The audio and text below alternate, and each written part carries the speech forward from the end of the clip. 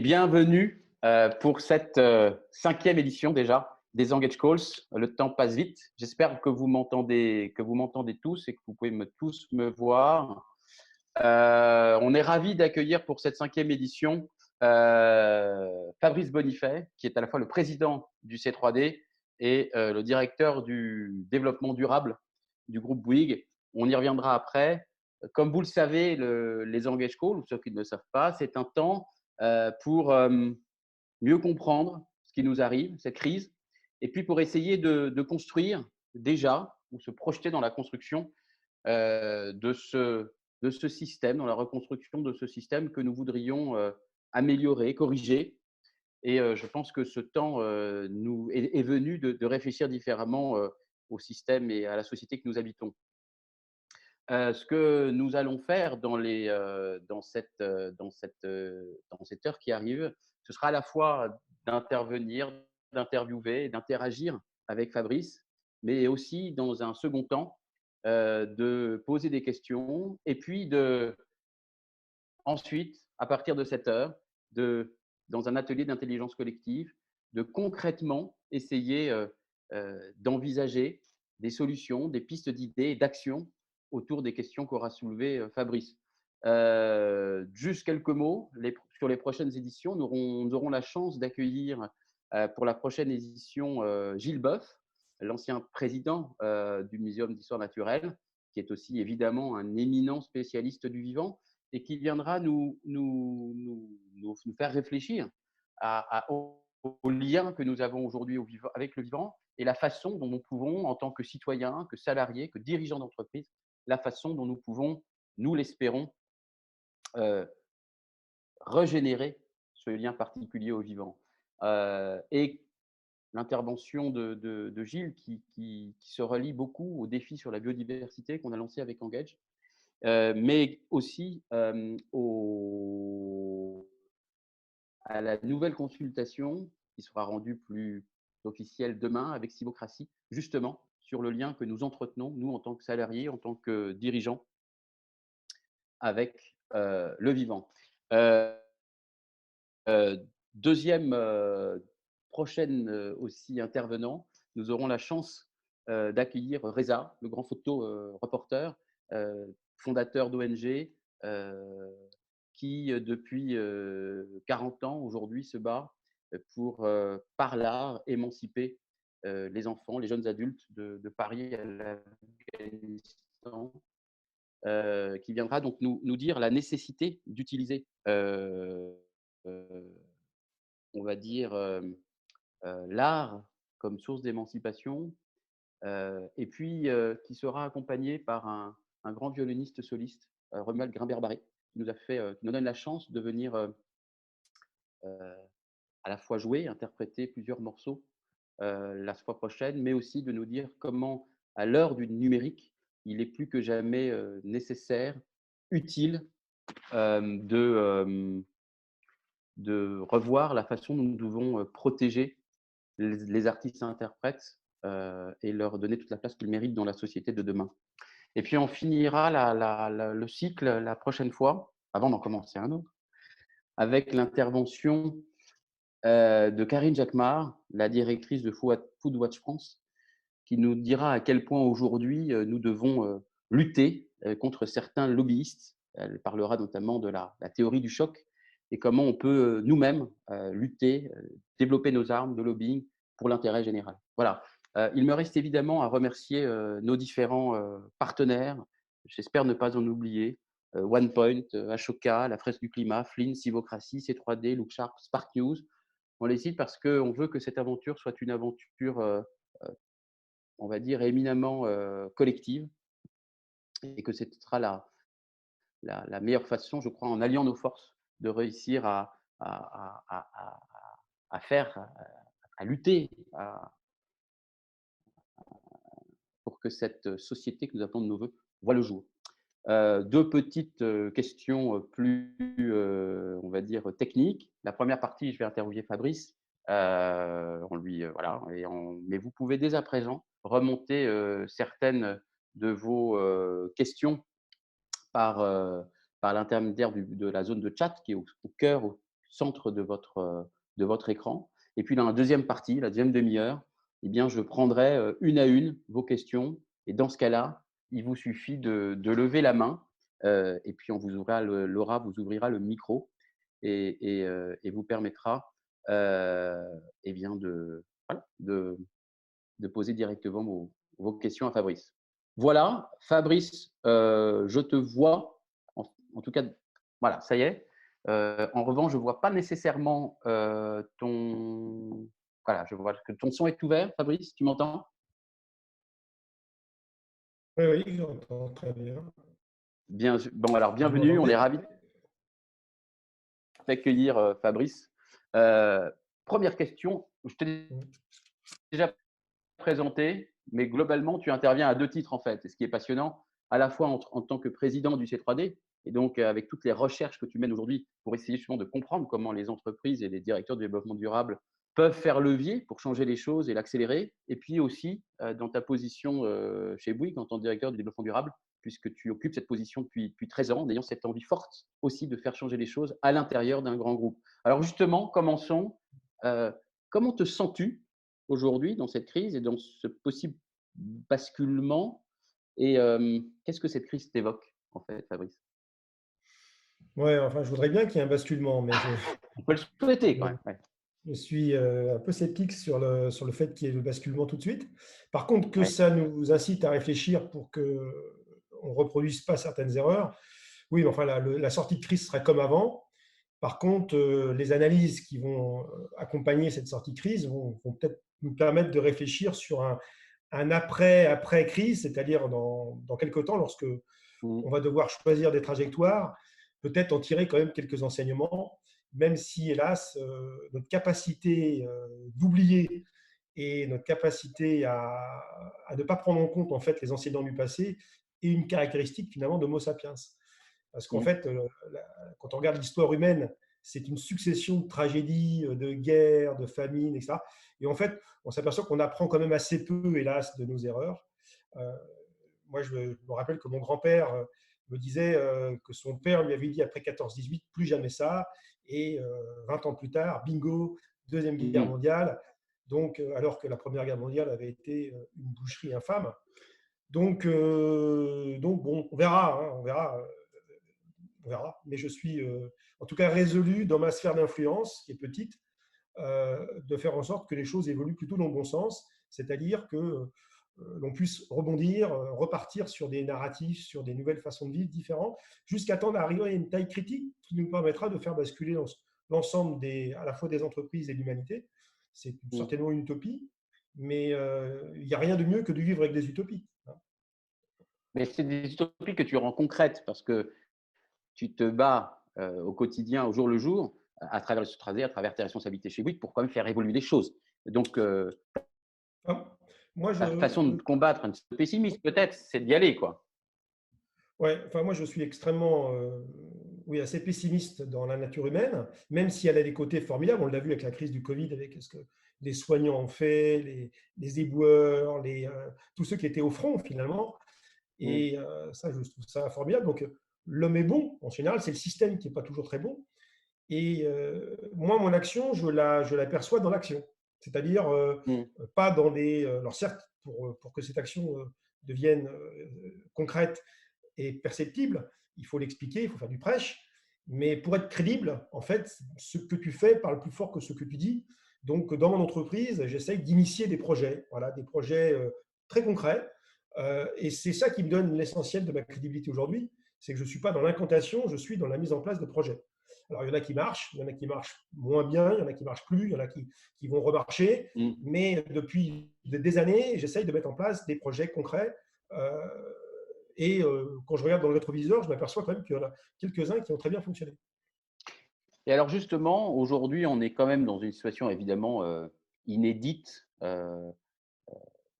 jamais vécue. Le monde s'est arrêté et 4 milliards d'humains sont confinés.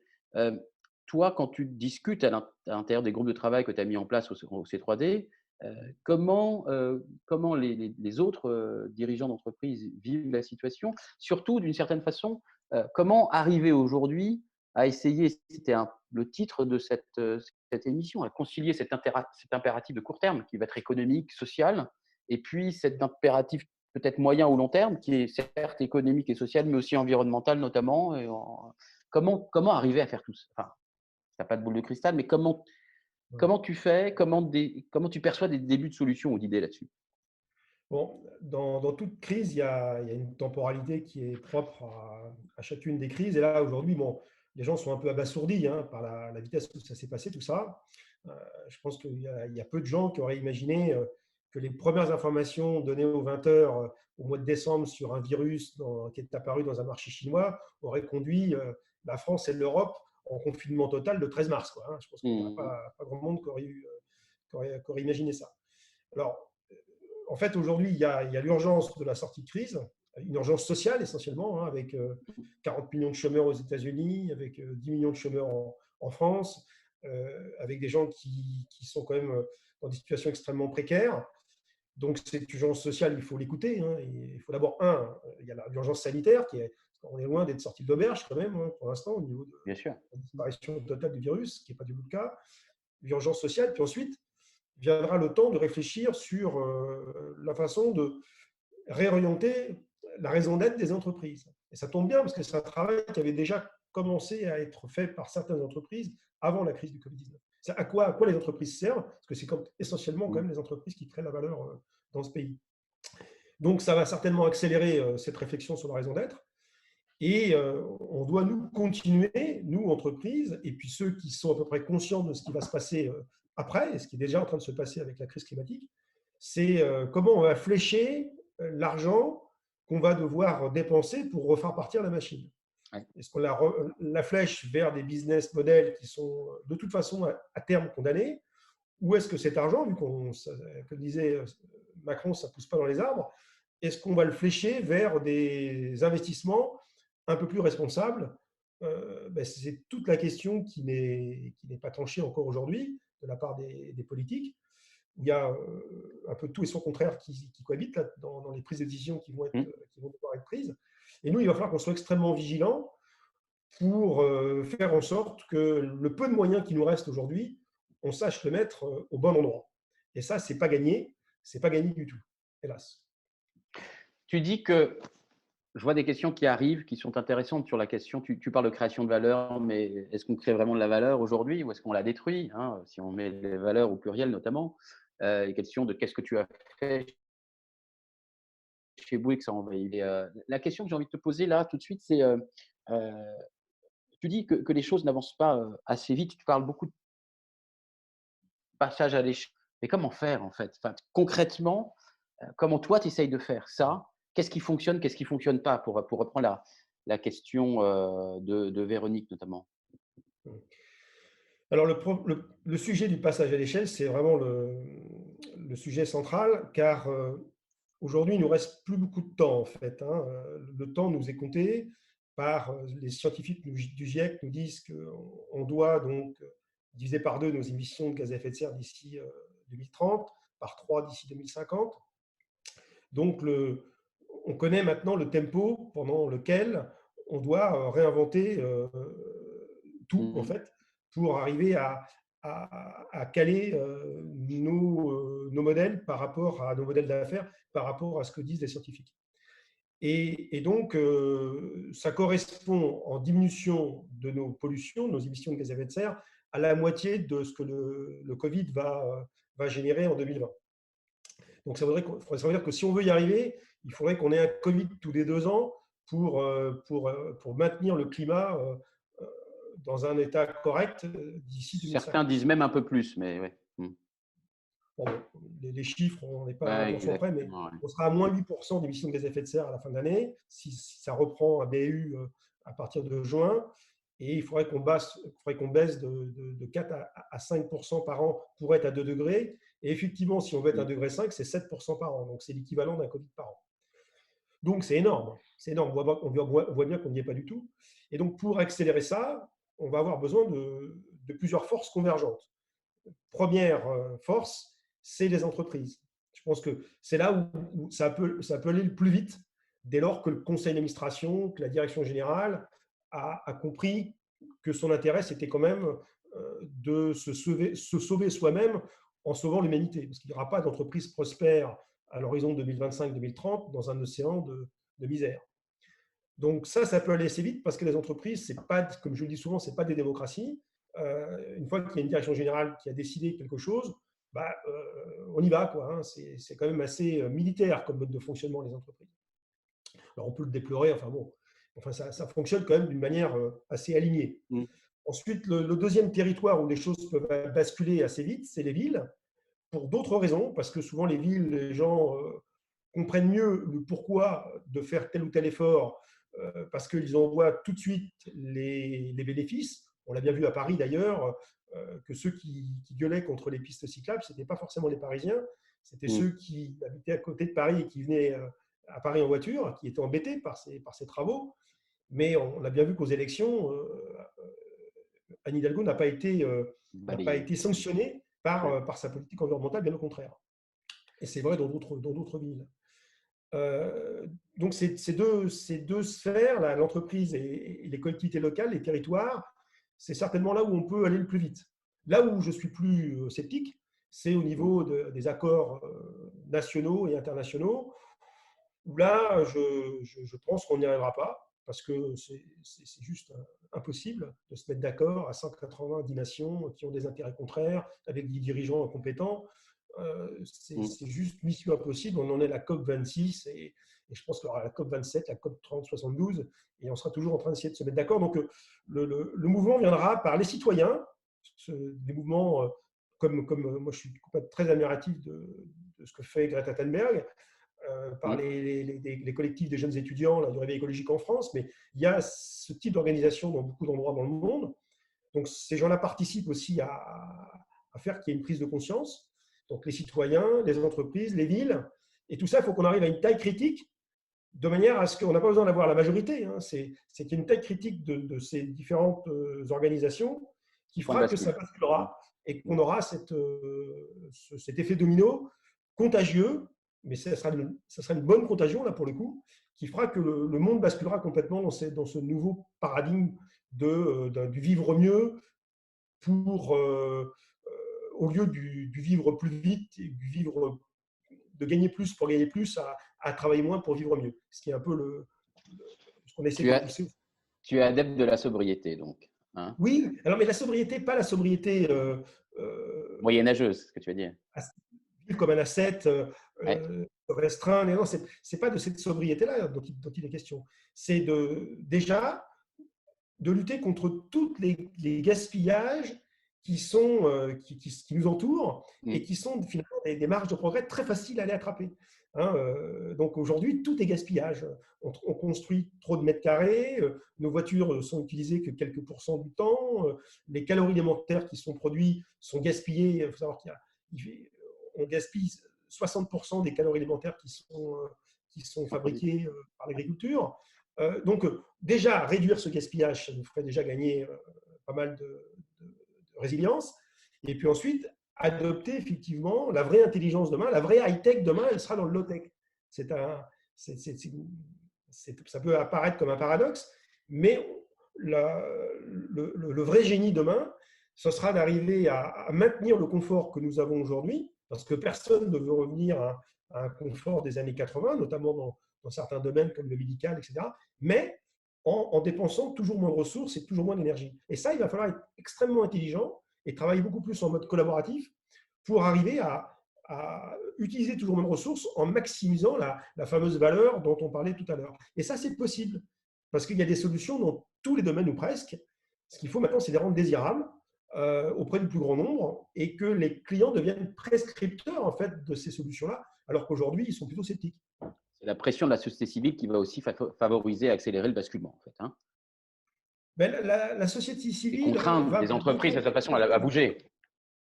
Oui, parce qu'en fait, la société civile hélas, elle commence à réagir maintenant parce qu'elle commence à avoir peur avec les canicules, avec les feux de forêt, finalement, il a Ouais. fallu que le changement climatique soit perceptible auprès de chacun pour que les gens commencent à comprendre ce qui est en train de se passer. Tant que c'était des points sur des courbes et qu'on entendait il y avait quelques cyclones ici ou là, et que ça touchait les pays du Sud, ou que les glaces des pôles commençaient à fondre, mais sans Et conséquence loin, finalement sur bien la sûr. vie Mmh. quotidienne, ben, les gens diront on commencera demain, c'est la procrastination classique.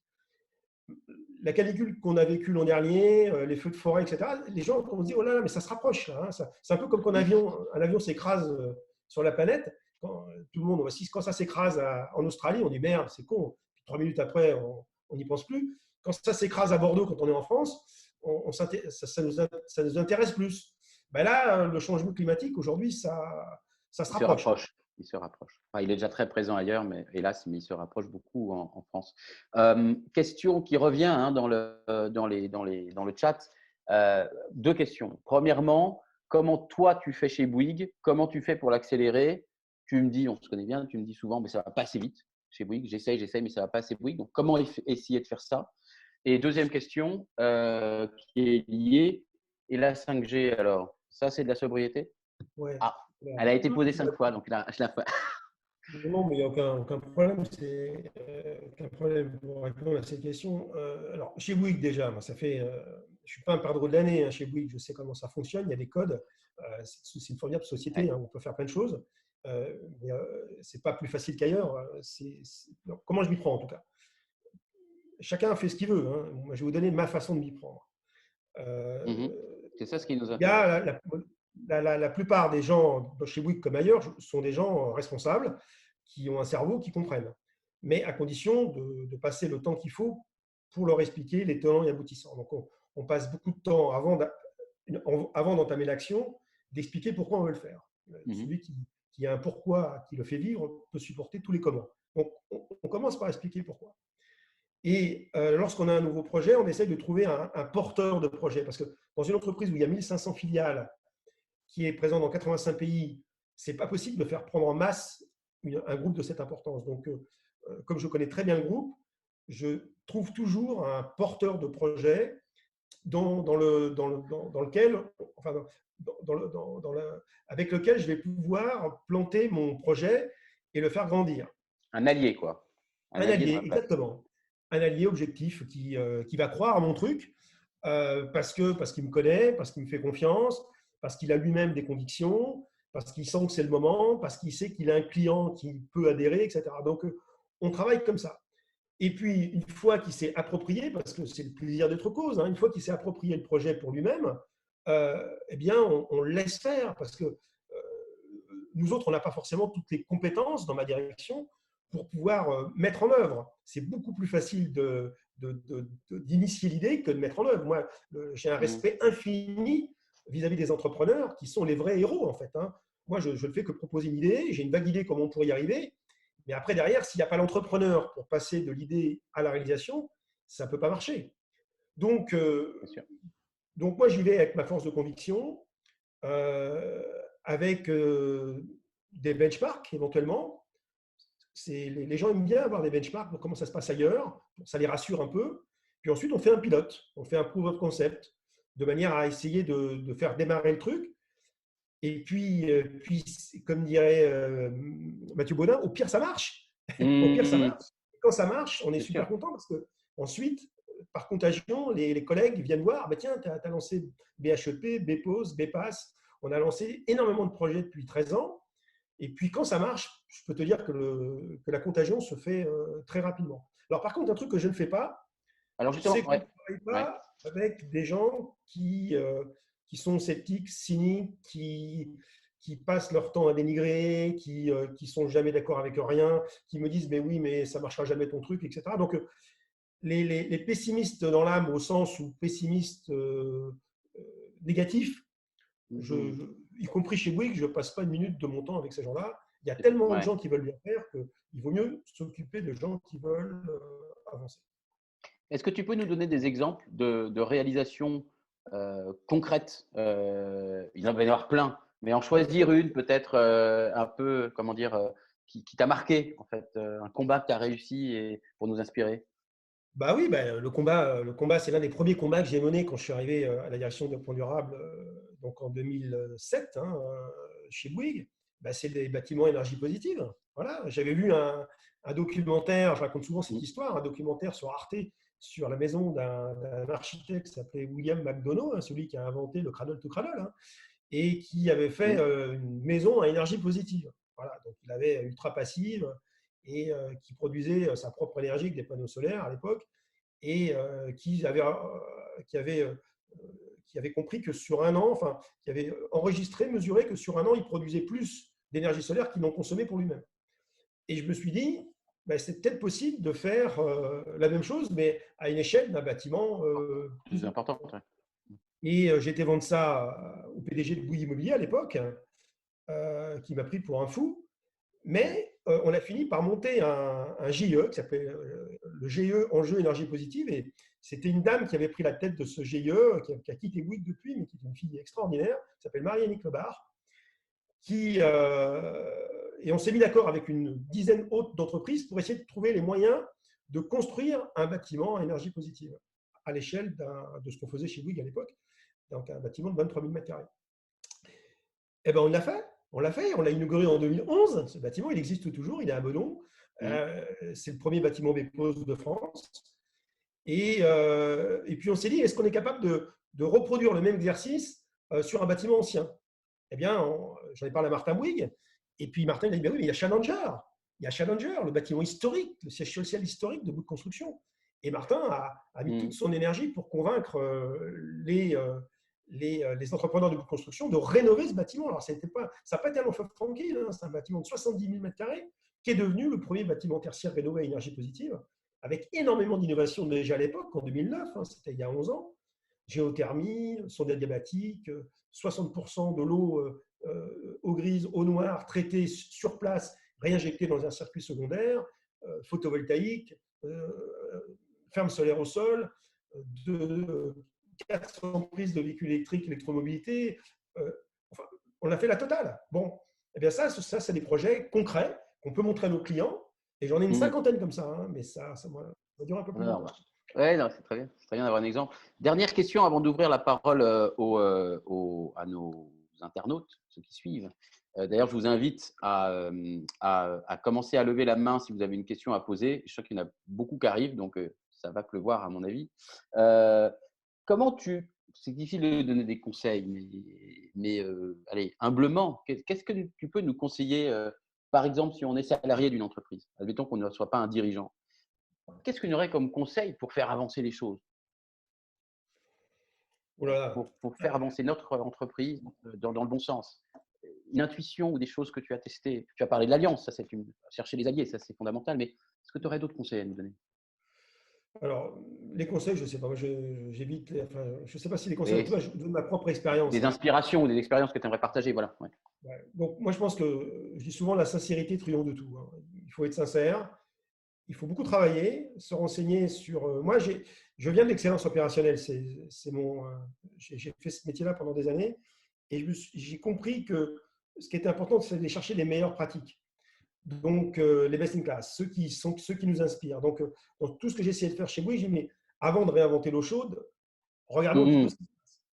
Et au lieu de copier bêtement, essayons de voir ce qui se passe ailleurs, comment on peut l'améliorer, l'adapter à notre façon de faire, notre culture, nos clients, notre environnement, etc. Donc, quelques éléments, hein. Être sincère, être persévérant. Moi, ça tombe bien, je suis marathonien, donc je fatigue pas trop vite, ça va. Travailler beaucoup, c'est-à-dire ne pas dire n'importe quoi, savoir s'entourer de sachants. Moi, quand j'ai attaqué le sujet du carbone chez Bouygues, bon, ben, le sujet du carbone, j'y connaissais rien. Donc, j'ai été voir qui? J'ai été voir Jean Covici, parce qu'il m'avait semblé être le meilleur des meilleurs dans son domaine à l'époque. C'est lui qui l'avait inventé, la question du carbone. Et je me rappelle les premières conférences avec Jean-Marc devant la direction générale, c'était quelque chose, parce qu'à l'époque, Jean-Marc, il parlait pas de solution, hein, il parlait que des constats. Mais aujourd'hui… Il parlait des emmerdes. Ouais. Mais c'était implacable. Et donc, ça nous a beaucoup aidé pour faire l'empreinte carbone du groupe. Et puis maintenant, c'est en train de nous aider pour mettre en place la fameuse stratégie carbone à 2,5 degrés qu'on va présenter à la fin de l'année. Donc, savoir s'entourer, beaucoup travailler, être sincère, savoir discuter avec la direction générale, c'est-à-dire, moi j'ai la chance d'avoir une confiance totale de mon manager N+1, qui est Olivier Bouygues, et ça, cette confiance, elle s'acquiert au fil du temps.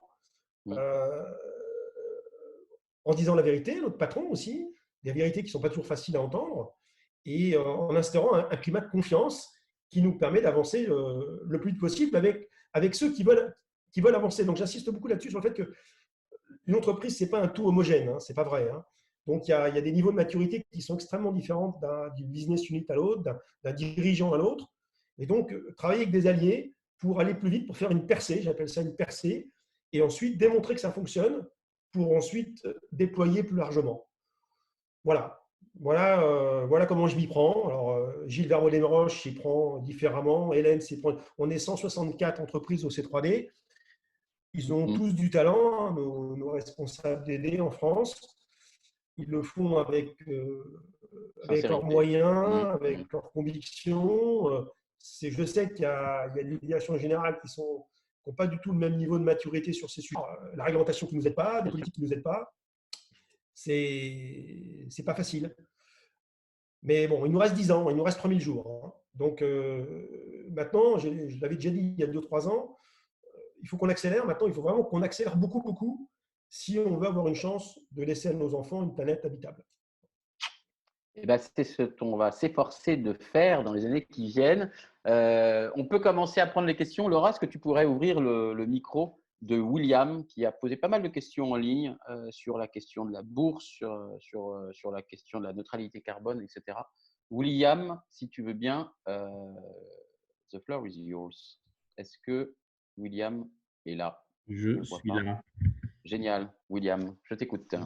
Alors, je vais partir sur la question de la fresque du climat. Ouais.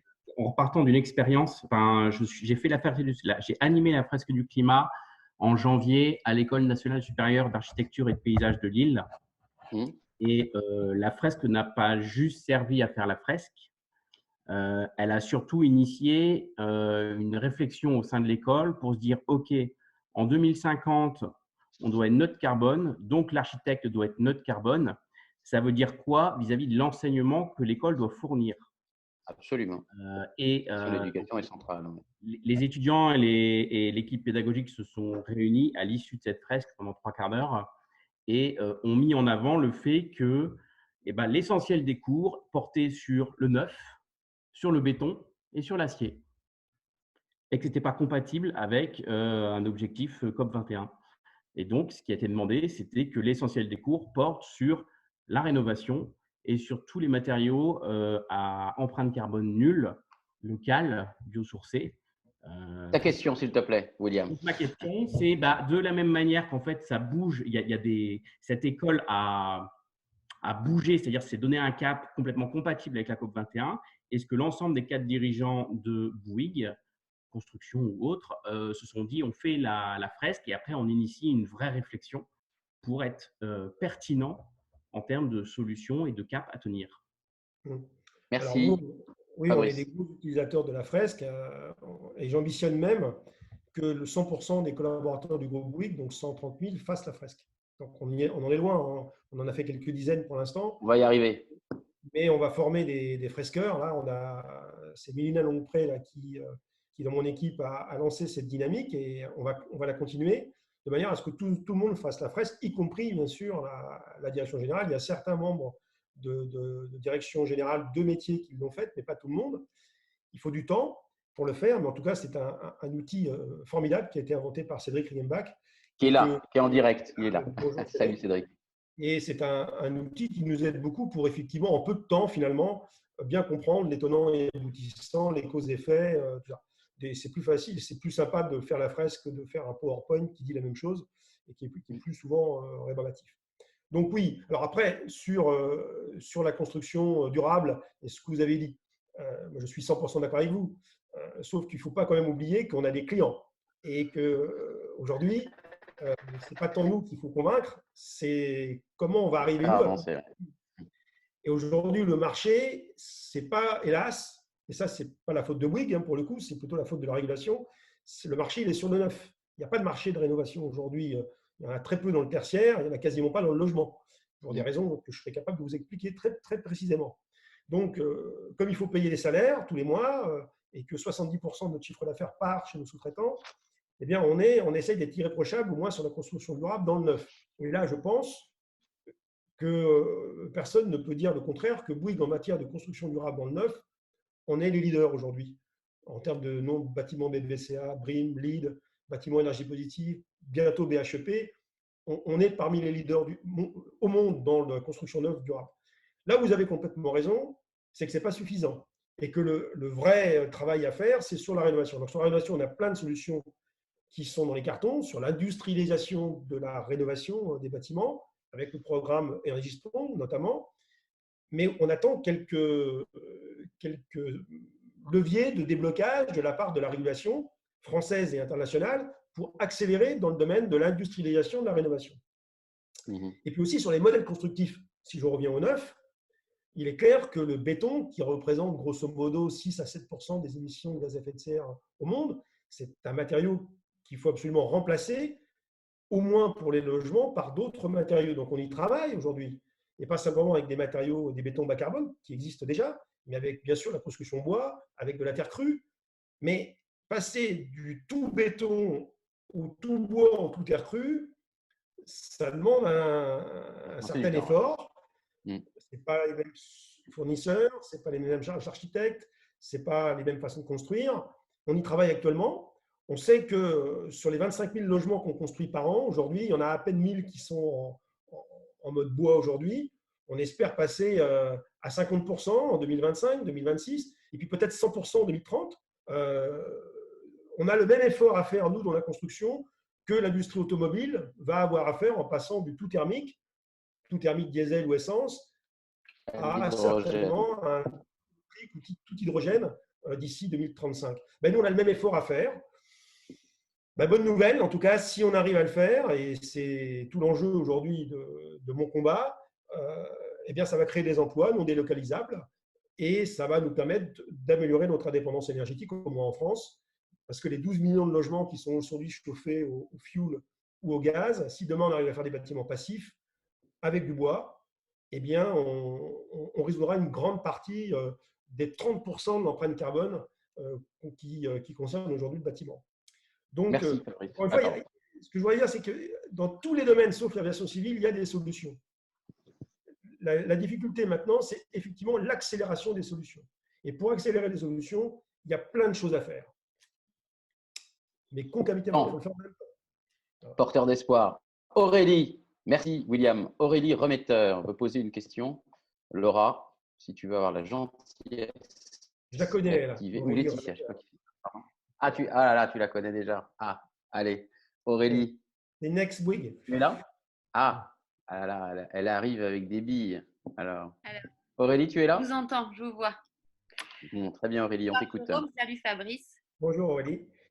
Moi, j'entends tout ce que tu dis et je sais que tu es un grand militant et tu sais que j'admire vraiment ton travail.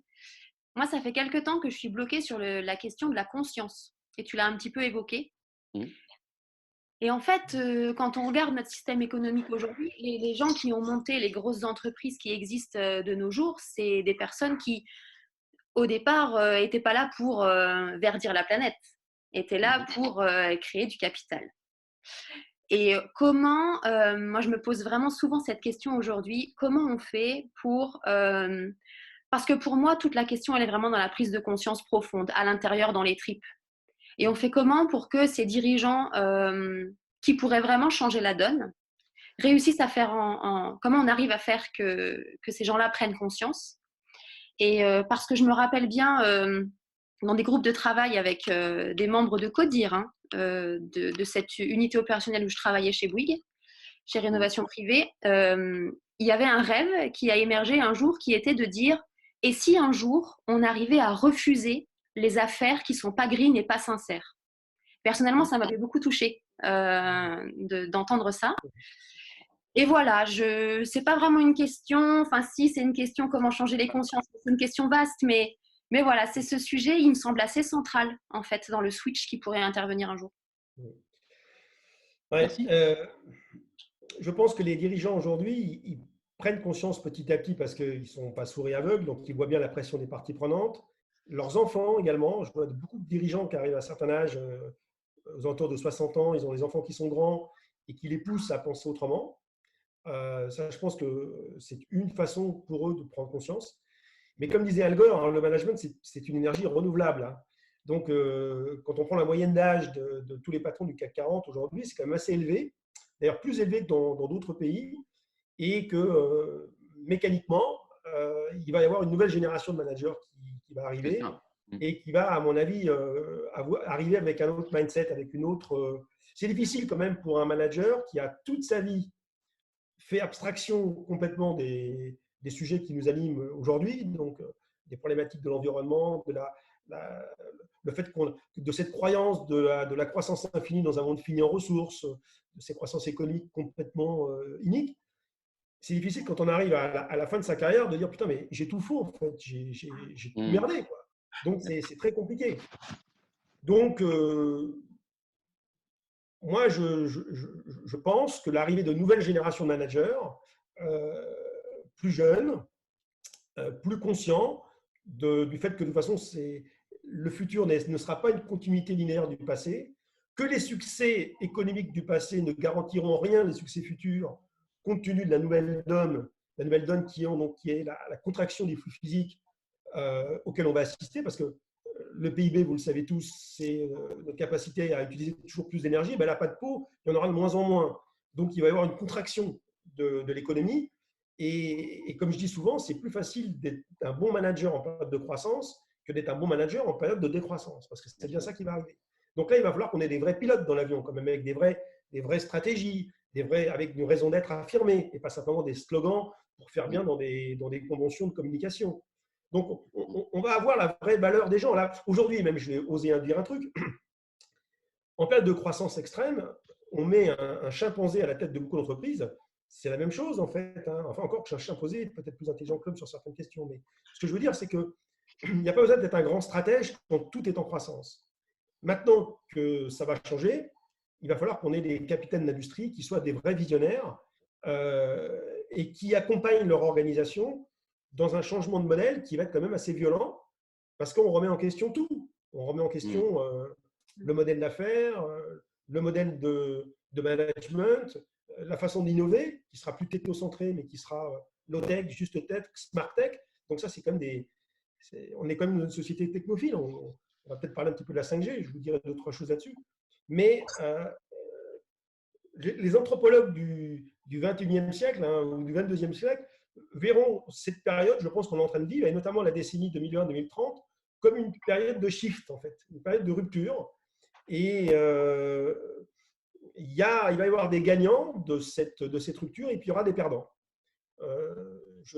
Moi, je refuse de dire que tout le monde va gagner. Non, il y a des business auxquels il va falloir qu'on renonce, y compris chez Bouygues. Non, tous les business ne sont pas pérennes à un horizon temporel de quelques années. Oui, il va falloir qu'on parte en vacances différemment. Oui, il va falloir qu'on arrête de manger des fraises en hiver. Il y a des choses qu'il va falloir qu'on arrête de faire, mais ça ne veut pas dire qu'on va vivre moins bien. Il va falloir qu'on invente un nouveau cadre du vivre ensemble, plus lentement, et peut-être avec des indicateurs du bonheur humain différents, parce qu'on va aussi apprendre à compter la valeur différemment. C'est ce que j'appelle la comptabilité du triple capital, qui n'existe pas. C'était une question qui arrivait. Voilà, c'est une question qui arrivait. Qu'est-ce que le C3 dépense de tout ça?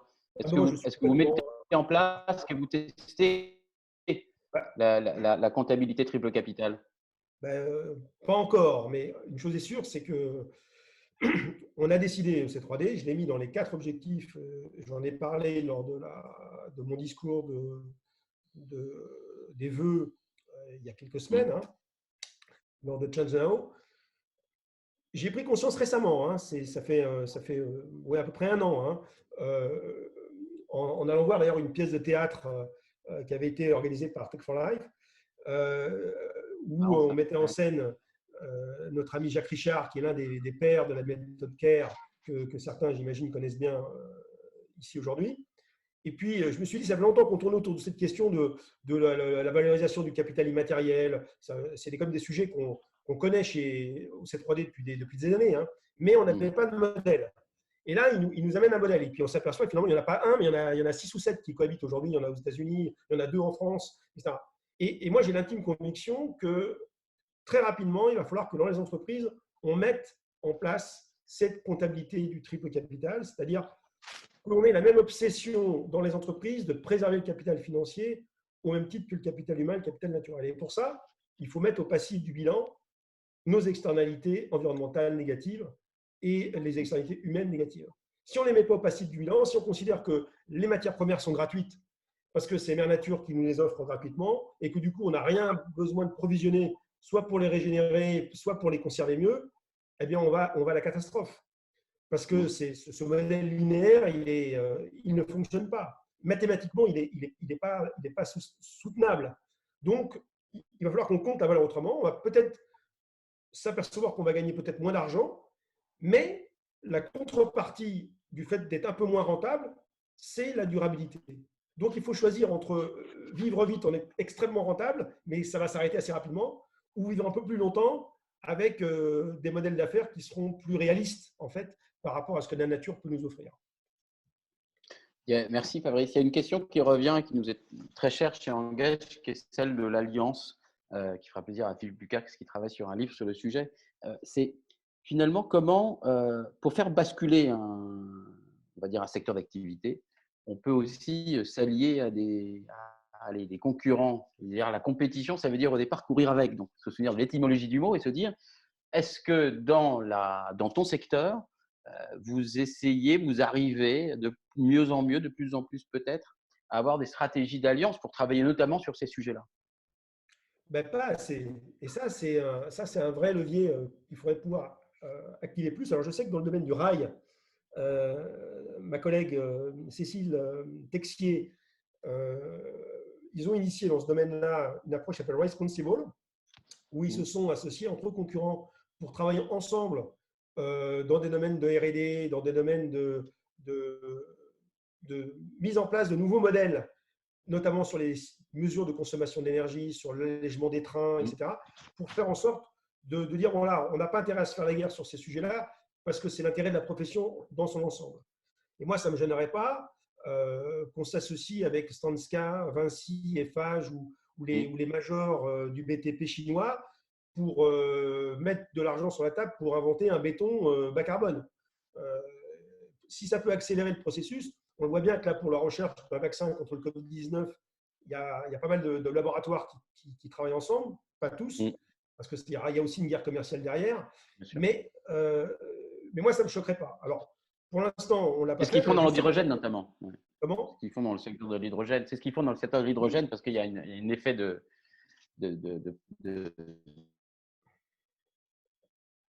niveau d'un. Pardon, je t'ai interrompu. Pardon. Ouais, peu importe. Enfin, je sais aussi que dans l'automobile, cette pratique de coopétition, on appelle ça, c'est la coopétition, ils le font depuis des années, ça, où il y a des marques concurrentes qui s'associent pour développer ensemble des boîtes de vitesse indexées. Ça leur coûte moins, parce que finalement, tout le monde s'en fout de savoir comment ça marche. Dans la voiture, il y a des choses qui sont cachées. Par contre, ce que les gens achètent, c'est le design, c'est la valeur de la marque au sens de ce qu'elle représente. Mais par contre, les composants, comment ils sont fabriqués à l'intérieur, tout le monde s'en fout. Dans le BTP, il y a certainement des choses à faire. Si ça peut accélérer la transition, pourquoi pas. Mais je sais qu'il y a le WBCSD aujourd'hui, qui est un groupe bâtiment où il y a des entreprises de même secteur qui travaillent déjà entre elles. Nous, on n'y est pas chez Bouygues, donc je ne peux pas vous dire exactement. Mais je pense que ça va dans le bon sens de faire comme ça. Autre question qui nous est apparue, Fabrice, comment gérer cette question de l'arrêt de certaines activités, donc peut-être d'une certaine façon la question, peut-être, je ne dis pas que c'est celle-là, d'être un groupe coté en bourse. Comment on gère la question des actionnaires en fait, en filigrane, ça veut dire ça? Ouais. Moi, je pense que là aussi, ce que les gens n'aiment pas en bourse, ce que les analystes n'aiment pas, c'est l'incertitude. Et ils ne sont pas idiots. Ils ont mis longtemps à comprendre que les modèles économiques sur lesquels ils s'appuyaient ne fonctionnaient pas. Ça fait que 2-3 ans qu'ils ont compris ça. Il était grand temps. Et je pense qu'aujourd'hui, dans les roadshows qu'on fait avec eux, ils attendent de notre part que l'on leur explique clairement comment on compte gagner de l'argent dans un monde où on va devoir diviser par 2 nos émissions de gaz à effet de serre. Et ils s'attendent très bien à ce qu'on leur dise qu'il y a des business qui vont grandir et puis il y a des business qui vont ralentir. Et si on ne leur dit pas ça, ils s'aperçoivent tout de suite qu'il n'y a pas de sincérité de notre part. Donc, je pense que dans les rapports annuels du demain, ce qu'on appelle dans les rapports intégrés de demain et dans ce qu'on appelle la pensée intégrée, il va falloir enfin que les entreprises parlent de leurs échecs, de leurs difficultés, et puis aussi les préparent au renoncement. C'est-à-dire que oui, 10 fois oui, je suis prêt à le parier que dans les années qui viennent, les entreprises vont dire, voilà, il y a des choses qu'on faisait et puis qu'on ne va plus faire parce que c'est clairement pas compatible ou parce qu'il n'y a pas de solution technologique qui nous permette de passer de l'extrêmement mal à l'extrêmement bien. Il faut qu'on fasse autrement. Et on le voit bien avec le diesel pour l'automobile, on le voit bien avec le béton pour la construction, et on voit bien la difficulté que l'aviation civile a aujourd'hui parce que la difficulté par rapport à nous, c'est que nous, on a des solutions alternatives, alors qu'eux n'en ont pas. Et c'est ça qui les rend extrêmement fébriles, en fait, dans l'avenir, c'est qu'ils ont un modèle économique où il n'y a pas de plan B, quoi. Alors que dans tous les autres domaines, il y a un plan B possible. Donc, comme je le dis souvent, toutes les boîtes qui sont installées sur un modèle linéaire du monde d'avant vont devoir faire baisser en fait leur modèle, faire baisser leur solution du monde d'avant et en même temps faire monter les solutions du monde de demain. Et ça doit se croiser. Et dans l'idéal, il faudrait que ça descende aussi vite que ça monte pour éviter les casses sociales, pour éviter, s'il y en a une qui descend plus vite que l'autre, enfin que l'autre monte, il y aura des gens qui seront sur le bord de la route. Mais ça va nécessiter pour tout le monde, y compris pour les salariés. Je vous donne un exemple chez Bouygues. Les ouvriers qui sont sur un chantier béton, ce n'est pas les mêmes compétences que les ouvriers qui sont sur un chantier bois. Et quand on pose la question aux ouvriers, qu'est-ce que vous préférez? Les ouvriers, ils ont des enfants aussi. Ils préfèrent travailler sur les chantiers bois. D'abord, ça fait moins de bruit, ça sent meilleur. C'est des chantiers qui sont plus rapides, donc c'est plus excitant de voir l'ouvrage monter rapidement parce que c'est très valorisant. Mais par contre, ces ouvriers qui sont spécialisés dans le montage, est-ce qu'il faut les laisser au bord de la route? Ben non. Il va falloir les former. Il y a un très, très gros travail à faire. Et je pense que là, il y a un déficit énorme de notre système d'éducation. On continue, hélas, de former des jeunes aujourd'hui, et des moins jeunes d'ailleurs, à des professions qui ne devraient plus exister dans le monde de demain. Et alors que les professions dont on va avoir besoin demain, notamment dans le domaine de l'agriculture, dans le domaine du bâtiment, dans le domaine de la mobilité, eh bien, les écoles ne forment pas ces gens-là. Donc, il y a eu un bug, là, je ne sais pas où ça a merdé, mais il y a eu un bug aujourd'hui dans notre système d'éducation. Ok. La question est apparue plusieurs fois, donc je te la repose. La 5G, comment c'est compatible avec ton discours? Ça n'est clairement pas compatible. Hein. Voilà, maintenant, ce n'est pas Bouygues qui a inventé la 5G. Hein. La 5G, c'est un standard universel mondial. Donc, les opérateurs qui ne vont pas y aller, ils sont morts. Hein. Alors maintenant, le Covid-19 a mis un grand coup derrière les oreilles de la capacité d'investissement des entreprises, même si les entreprises de télécom ont moins souffert de cette crise, et même certains d'entre eux sont plutôt mieux sortis que d'autres, compte tenu que tout est passé numérique. Là, on voit bien quand même l'intérêt d'avoir du numérique si on veut continuer de travailler. Donc, il ne faut pas non plus dépendre de la 5G. Moi, je pense que la 5G, c'est un outil. Et dans un outil, il y a l'usage et il y a le mésusage. Donc, vous avez un marteau. Pour planter un clou, un marteau, c'est impeccable. Par contre, on peut tuer quelqu'un avec un marteau. Donc, qu'est-ce qu'on fait de cet outil? Si la 5G, ça sert pour faire de la télémédecine, pour faire des conférences des conférences comme on fait aujourd'hui sans que ça saute, avec un bon son, etc. Et que ça évite de la mobilité. Il y en a qui me disent, bah oui, mais avec ton système de téléprésence 3D holographique, ça consomme un max d'énergie. Mais je lui dis, mais écoute, fais un calcul de point de table. Même si ça consomme X énergie, fais le bilan carbone de tous les gens devaient venir en voiture ou en avion, pire, à cette conférence. Ce n'est pas parce que ta conférence, tu vas la consommer 2 mégawatts que c'est rien à côté du sigma, de la consommation d'énergie de tous ceux qui auraient assisté à cette réunion en présentiel. Donc, je pense que la 5G, ça peut nous aider à nous rendre plein de services. Je pense notamment à la télémédecine, pour mettre une offre médicale partout sur les territoires sans que les gens soient obligés de se déplacer. Et pour ça, il faut une qualité de connexion, de caméra que la technologie actuelle n'est pas capable de donner. Et on a plein d'exemples comme ça.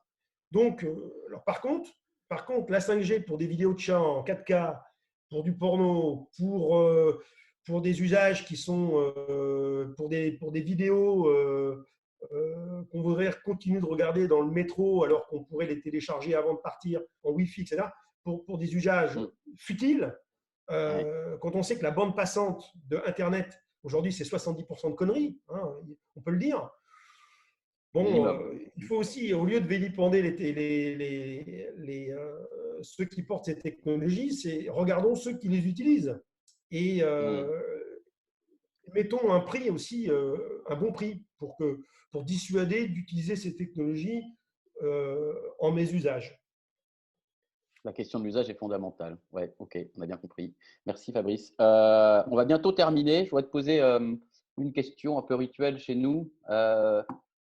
Finalement, si tu devais dessiner tes futurs désirables, le monde dans lequel tu aimerais vivre, à quoi il ressemblerait? Qu'est-ce que tu as envie à quoi ça doit ressembler tout ça?